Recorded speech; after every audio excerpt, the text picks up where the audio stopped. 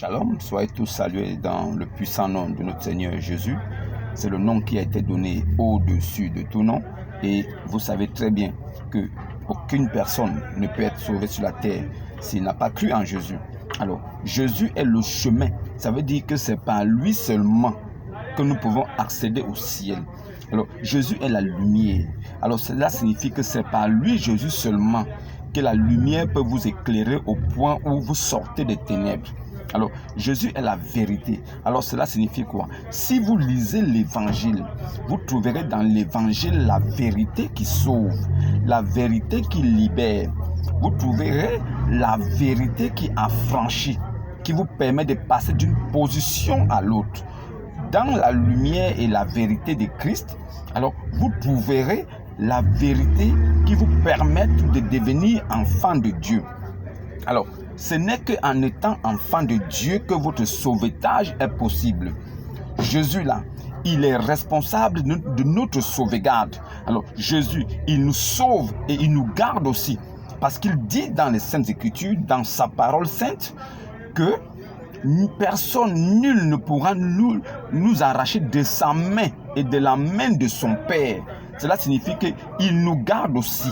Il nous a sauvés parce qu'il a sécurisé nos âmes, mais il nous garde aussi pour nous permettre de ne pas être volés par des fausses doctrines, par des faux pasteurs, par des faux prophètes qui se baladent sur la terre, dans le monde, mais qui ne font pas partie des véritables enfants de Christ. Alors, nous, les véritables enfants de Christ, les lumières de Dieu, nous venons vous dire ici que si vous êtes dans une communauté, là où le pape vous dit que le baptême se fait par aspersion, sortez de là. Sortez de là. Car Jésus-Christ ne s'y trouve pas. Le baptême se fait par immersion totale. Disparition du corps de la surface de l'eau et réapparition. Ensevelissement et résurrection. Nouvelle naissance. L'enterrement de la première naissance qui est celle de la chair, mais la nouvelle naissance qui est celle de l'esprit et de l'âme dans le baptême. Voilà pourquoi le baptême est quelque chose de primordial et de très important. C'est le baptême qui vous permet d'accéder au royaume des cieux. Vous pouvez croire en Jésus. Vous pouvez dire que vous croyez en Jésus. Mais tant que vous n'avez pas pris votre baptême, vous n'êtes pas sauvé. Si vous croyez en Jésus, c'est une bonne chose. Vous marcherez selon la loi de Moïse, parce que la loi est là. C'est Jésus lui-même qui avait donné la loi à Moïse. La loi est une bonne chose, mais la loi c'est pour le corps, c'est pour la vie sociale. Mais est-ce que la loi concerne le côté spirituel? Non. Pour le côté spirituel, c'est par la grâce, c'est un don gratuit de Dieu, de Christ, de Jésus, qui vous permet d'être des enfants de Dieu. C'est en étant enfant de Dieu que vous pouvez être réellement sauvé. Si vous ne l'êtes pas, vous ne pouvez pas être sauvé. Alors, il est la vie éternelle. Qu'est-ce que cela signifie? Il est la vie éternelle, ça veut dire que pendant votre vivant, si vous avez cru en Jésus, pendant votre vivant, vous êtes déjà sauvé et vous avez le salut. Quel qu'en soit ce qui va arriver, quel qu'en soit ce qui va se passer dans votre vie, vous serez toujours enfant de Dieu. Vous ne perdrez jamais le salut. Le salut ne se perd pas, ne s'achète pas, ne se donne pas par un homme. Le salut s'obtient avant la fondation du monde. Si vous êtes gracié et que vous avez déjà eu le salut avant de naître, cela ne dépend pas de vous. Ce n'était pas parce que vous vouliez avoir ce salut. Vous avez eu le salut parce que Dieu l'a voulu. Parce que Dieu veut que vous soyez son enfant. Mais dans le cas contraire, ne vous lamentez pas trop, ne vous plaignez pas trop. Vous, pasteurs, qui enseignez aux gens qu'on peut perdre le salut. Si vous êtes dans une communauté où un pasteur vous dit qu'on peut perdre le salut, demandez-lui qu'il vous montre dans les Saintes Écritures quelqu'un qui était chrétien, qui avait cru en Jésus et qui a perdu le salut. Ça n'existe pas.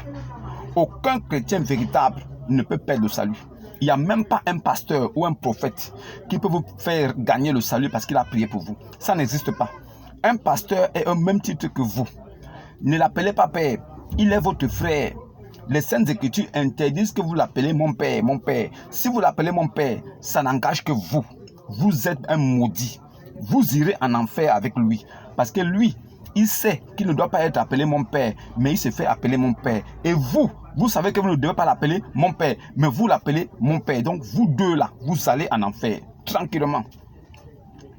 Maintenant, sachez aussi une chose, que le salut là, ce n'est pas une chose anodine.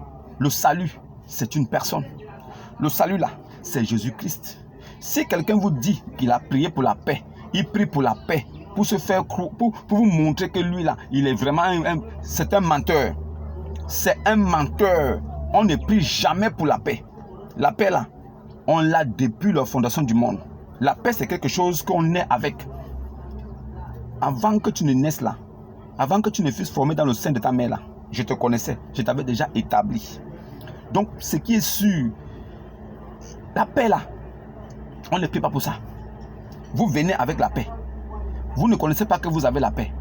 Mais la paix se révèle en vous dès que vous connaissez l'évangile. Dès que l'évangile tombe sur vous comme une pluie qui vient révéler votre vraie nature. Alors vous étant graine sous terre, ne sachant pas qui vous êtes, quand vous sortez, quand vous germez après la pluie qui est l'évangile, c'est là où on reconnaît vraiment que oui, vous là, vous êtes chrétien. Chrétien là, c'est le nom de Dieu. C'est le nom que Dieu donne à ses enfants. Voilà. Donc, les pasteurs là, qui vous disent là que non, il faut prier pour la paix, ce sont des blasphémateurs. Si quelqu'un dans votre famille est décédé, il meurt, mais il n'a pas cru en Jésus de son vivant. Il était un païen, il était un athée, il était un céleste, il était un catholique. Si quelqu'un n'a pas cru en Jésus, c'est un catholique, c'est un protestant, c'est un céleste, c'est un évangéliste, c'est un chapelle de vainqueur, c'est un branhamiste, c'est un musulman. Ces gens-là et les autres, ils n'ont pas cru en Jésus. Ceux-là, s'ils meurent dans ça, c'est une pente glissante vers l'enfer pour que rien ne puisse les retenir. Ils iront tranquillement en enfer et personne ne pourra rien faire pour eux. Parce que eux là, ils n'ont jamais été chrétiens et ils ne sont pas chrétiens. Pour être chrétien, il faut croire en Jésus. Et croire en Jésus veut dire oublier et sortir de toutes ces fausses doctrines. C'est ça qui veut dire croire en Jésus. Jésus là, c'est l'idéologie. Ce n'est pas une religion. Un chrétien n'est pas un religieux. La religion ne sauve pas. La religion, c'est comme la loi de Moïse. La loi de Moïse n'a pu sauver personne parce qu'elle a été donnée pour que les hommes puissent l'observer. Aucun homme ne peut faire des efforts pour plaire à Dieu. Ça n'existe nulle part. Il n'y a pas un homme qui peut dire que lui fera des efforts pour plaire à Dieu. Ça n'existe pas. Ça ne peut pas exister. Il faut bien marcher. Il faut faire ceci. Toi, tu crois que tu vas marcher de quelle façon pour plaire à Dieu? On ne refuse pas qu'il faut avoir un bon comportement dans la société. Même les païens, même les athées là, ils ont un bon comportement. Beaucoup sont de bonnes personnes dans la société. Être une bonne personne dans la société t'évite toi-même d'avoir des problèmes contre le gouvernement en place. Être une bonne personne dans la société t'évite d'avoir des problèmes avec les voisins. Être une bonne personne, avoir un bon comportement en société te permet de vivre dans la tranquillité. De ne pas avoir de litiges autour de toi. C'est ça là, être une bonne personne. C'est ce qui signifie respecter la loi de Moïse. Mais en ce qui concerne le sauvetage de ton âme, ça n'a rien à voir. La loi là ne peut pas sauver une âme. C'est la grâce de Christ qui peut sauver une âme. Voilà pourquoi Ibn Abi Kabsha lui-même, il l'a dit. Il ne l'a pas dit en cachette. Il l'a dit devant ses disciples.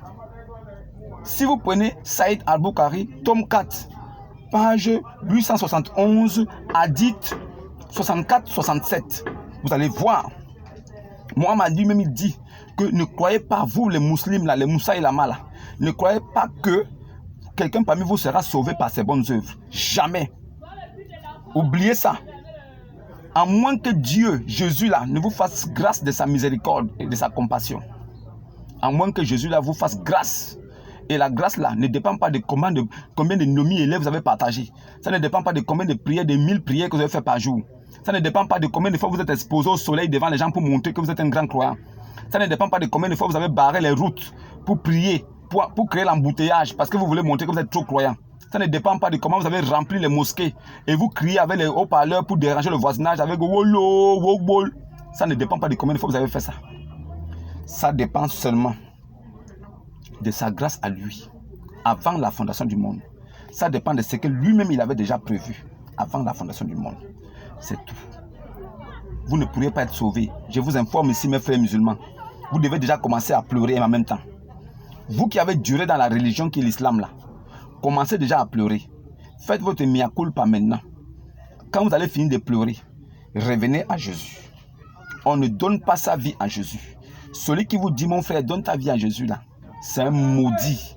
On ne donne pas sa vie à Jésus. Jésus, il a tout accompli, jusqu'à donner sa vie même pour ses brebis. Donc ce n'est pas vous aujourd'hui qui allez dire que vous allez donner votre vie à Jésus. À quoi ça va servir? Si tu donnes ta vie à Jésus, ça va aller où? Tu donnes ta vie à Jésus, que Jésus a besoin de ça pour faire quoi? Est-ce que Jésus attend ta vie pour être ressuscité? Est-ce que Jésus attendait ta vie pour être le grand Dieu Tout-Puissant? Est-ce que Jésus attend ta vie pour être élevé au ciel? Est-ce que Jésus attend ta vie pour être le Saint-Esprit en nous? Non. Jésus n'a pas besoin de ta vie. Jésus a besoin que tu mettes foi et que tu crois en lui. Et là, tu obtiendras un salut. Maintenant, pour garantir ton paradis, tu dois passer par les eaux du baptême. Car lui-même, il a dit que si quelqu'un est né d'eau et d'esprit, il ne peut hériter le royaume des cieux. Alors, il faut que tu passes par là-bas. Le baptême est la chose la plus importante même pour assurer ton salut. C'est le baptême. Celui qui croit en Jésus, mais qui n'a pas pris son baptême, il ne peut jamais être sauvé. Je tenais à vous dire ces choses-là ce matin pour attirer votre attention, pour que vous compreniez qu'aujourd'hui, nous sommes submergés par beaucoup de doctrines, mais des doctrines qui ne sauvent pas, parce que ce sont des doctrines des hommes. Mais nous suivons l'idéologie de Christ, parce que c'est l'idée de Christ, c'est ça qui sauve. Si vous suivez Christ, vous êtes sauvé.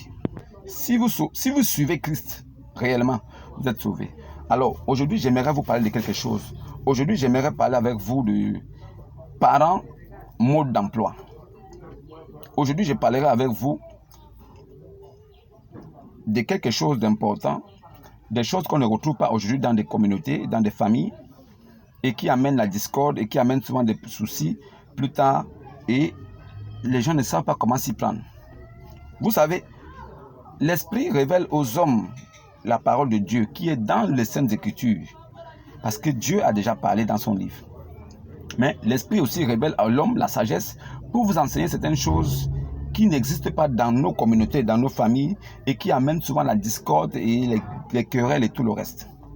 Voilà pourquoi j'ai intitulé ça « Parents et mode d'emploi ». Aujourd'hui, j'aimerais parler seulement de la relation homme, père et fille. Père, mère et fille. Je m'arrêterai seulement sur ce détail. Plus tard, je vous parlerai de parents, mode d'emploi, père, mère et garçon. Père, mère et garçon. Mais aujourd'hui, je commence par père, mère et fille. Alors, vous qui avez des filles, qui avez des enfants qui ont grandi avec vous, vous avez élevé votre fille. Si ce n'est pas votre fille propre, si vous l'avez élevée étant petite, étant toute petite, et qu'elle a grandi entre vos mains, elle est votre fille.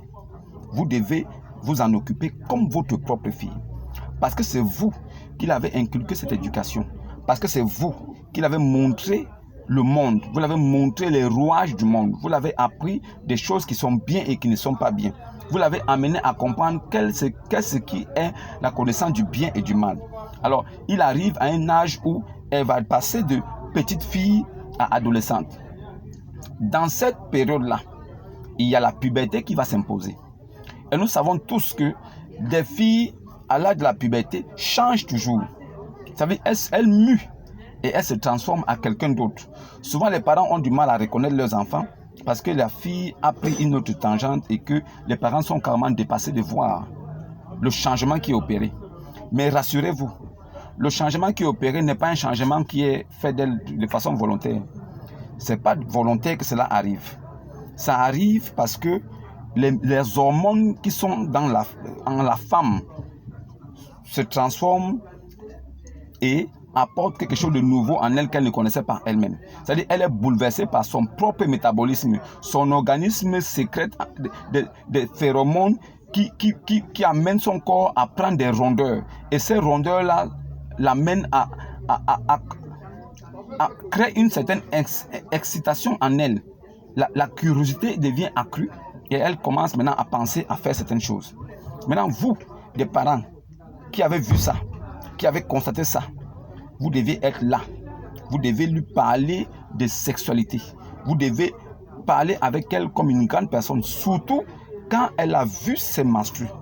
Dès que les menstrues de la fille sont constatées, père et mère, trouvez du temps pour parler avec elle.